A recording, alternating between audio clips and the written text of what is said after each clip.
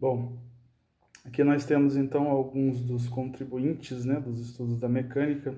Mais à esquerda, Copérnico, Galileu, Kepler, Isaac Newton e Einstein.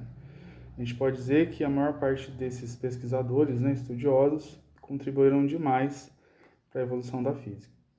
A temática da aula, então, focalizará mais os trabalhos de Isaac Newton, né, esse físico, matemático, astrônomo inglês que desenvolveu leis sobre o movimento, e a ideia para hoje é trabalhar em cima disso. Nesse primeiro momento, então, fazemos uma avaliação da grandeza-massa, né, para fazer, então, o início dos estudos sobre leis de Newton.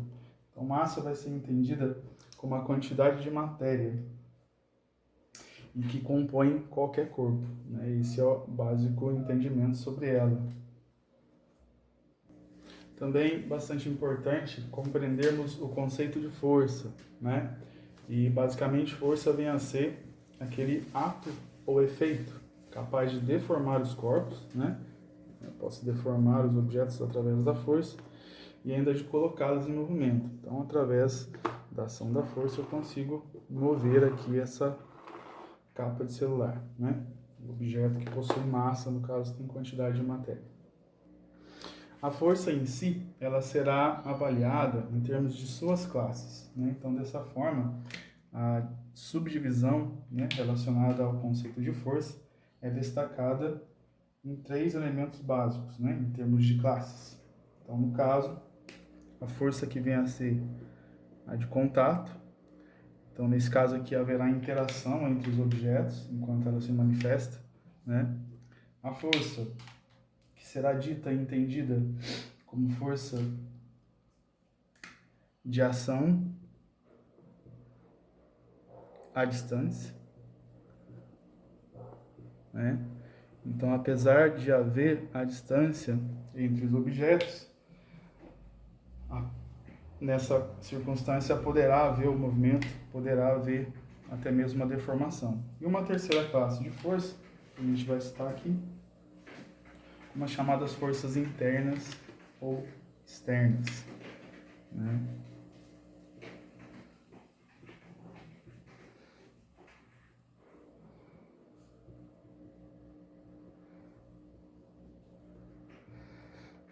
Legal? Então, assim, nesse último caso, forças internas e forças externas, a gente pode citar a ocasião da situação relativa, né, da relatividade. Imagine que você tenha um objeto posicionado sobre essa lousa aqui agora, né? Essa lousa aqui está no plano de uma mesa aqui da sala, e eu posiciono esse apagador sobre a capa do celular que está sobre a lousa. Se eu considerar o conjunto lousa, capa de celular e o apagador, né, esse conjunto, então, eu tenho associado a eles forças, as chamadas forças internas ao sistema, né? Então, é a força de contato entre o apagador e a capa do celular e a própria lousa, ou seja, eles interagem, eles possuem forças de contato, e dessa maneira são chamadas, então, forças internas ao sistema. Agora, eu posso considerar o sistema apagador, capa do celular e lousa forças externas que agem, ou seja, forças que atuam à distância, por exemplo, nesses 3 objetos, né? No caso, essa força da gravidade.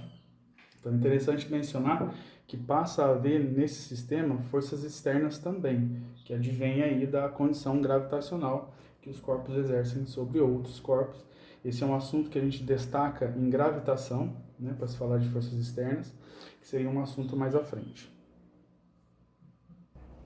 Bem, nesse aspecto, então, reconhecendo esses 2 termos, massa e força, e sabendo que as forças elas são classificadas, né, elas são destacadas em classes, termos de contato, ação à distância, forças internas e externas, conforme a relação que se estabelece, né? De acordo com a situação, eu posso dizer que a força é externa ou interna. Então, fica a critério nosso agora desenvolver as chamadas leis de Newton, né? Já que nós introduzimos aqui o comentário a respeito desse físico, matemático e astrônomo, que desenvolve então leis para o movimento. são 3 as leis de Newton, né? Então, vamos explanar um pouquinho sobre elas. A gente vai comentar, né, comentaremos aqui agora sobre a primeira lei. A primeira lei, por sua vez, ela é chamada de princípio da inércia. Essa lei, né, a lei no caso intitulada como princípio da inércia, ela faz uma avaliação teórica de determinadas circunstâncias associadas ao movimento. Então, por exemplo, o princípio da inércia diz que todo corpo tende a permanecer no estado de repouso ou no estado de movimento uniforme se qualquer uma força atuante atuar sobre ele, né? Então, todo objeto permanece em repouso, parado, permanece em movimento uniforme, ou seja, com velocidade constante, se nenhuma força atuar sobre ele.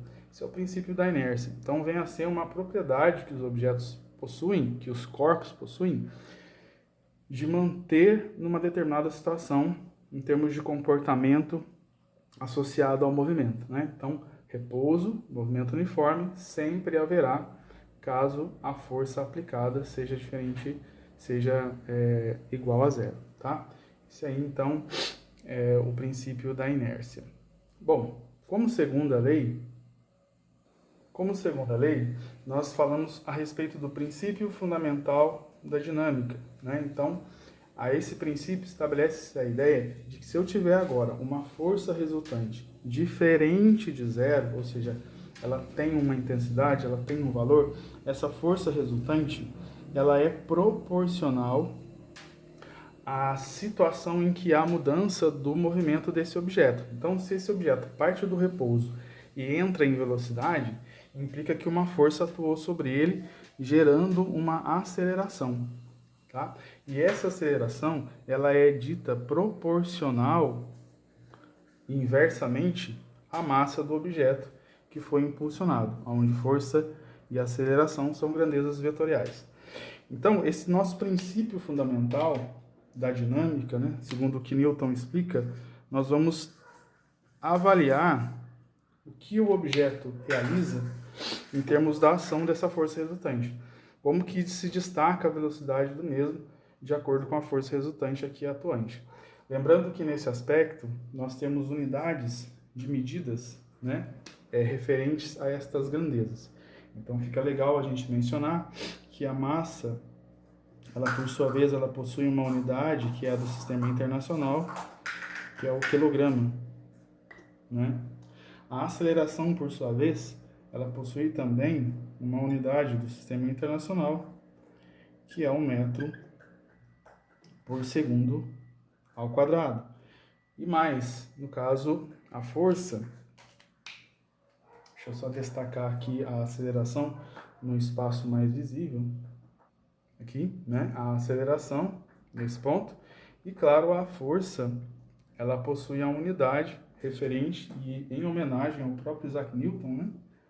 A unidade será o Newton, que representamos então com a letra maiúscula para simbolizar no aspecto cálculo da grandeza, né? Se eu estiver calculando lá a força, eu vou utilizar a unidade Newton. Então, assim, nós destacamos aqui as duas primeiras leis para o movimento, segundo o que Isaac Newton desenvolve dentro das suas teorias. E nesse aspecto, nós falamos também a respeito da terceira lei de Newton. Eu vou usar esse espaço aqui, ó, bem à direita, para que a gente possa explorar então o conceito da terceira lei. Bem ao alto aqui, então, destacamos o princípio da ação e reação. Então, o que esse princípio vai comentar para a gente? Que a toda ação de qualquer força, né, atuante no objeto, implica ao agente dessa força uma reação de mesma intensidade e sentido oposto, tá? E como é que eu vou compreender essa situação, professor? Em palavras não fica muito claro, né? Então imagine que eu coloque esse apagador sobre a lousa, que agora vocês estão assistindo a aula, e esse apagador, ele atua com uma espécie de força devido à sua massa, que a gente chama de peso, na lousa. E a lousa, por sua vez, devolve uma espécie de reação a esse objeto aqui posto sobre ela, né? Esta reação tem a mesma intensidade. Então, assim, professor, se eu colocar uma calculadora em cima desse apagador, né? E aí, então, o conjunto apagador e calculadora tem uma massa maior juntos, então a ação sobre a lousa aumenta. E aí, dessa forma, como a situação aqui envolve o equilíbrio, a lousa devolve a mesma intensidade de força, né? E se além do apagador e da calculadora, eu colocar esse estojo aqui de chaves de precisão, né? Aqui, ó, chaves de fenda de precisão. Então agora eu tenho um conjunto: caixinha de chave de fenda de precisão, calculadora e o apagador aqui logo abaixo. Então agora a massa aumenta, né, do conjunto ali agora sobre a lousa. Dessa forma, a massa aumentando, a reação da lousa sobre esse objeto por completo, sobre os três objetos, né, que formam um praticamente, será de mesma intensidade, então, a ação dessa força. Então, dessa forma, o princípio da ação e reação se estabelece na condição do equilíbrio, por exemplo, no repouso. Eu verifico que, conforme a ação desses três objetos juntos sobre a lousa devolve a mesma intensidade, o que a gente chama, então, de reação da força de ação aplicada pelo conjunto dos três objetos. Tá? Então, no processo aqui de se completar a conclusão a respeito dessas três leis, nós temos então, na primeira lei, a lei da inércia, né, que é uma propriedade associada aos objetos, a capacidade desses objetos permanecerem em repouso ou em movimento uniforme, se nenhuma força resultante atuar sobre ele, né? A segunda lei, né, o chamado princípio fundamental da dinâmica, implica o quê?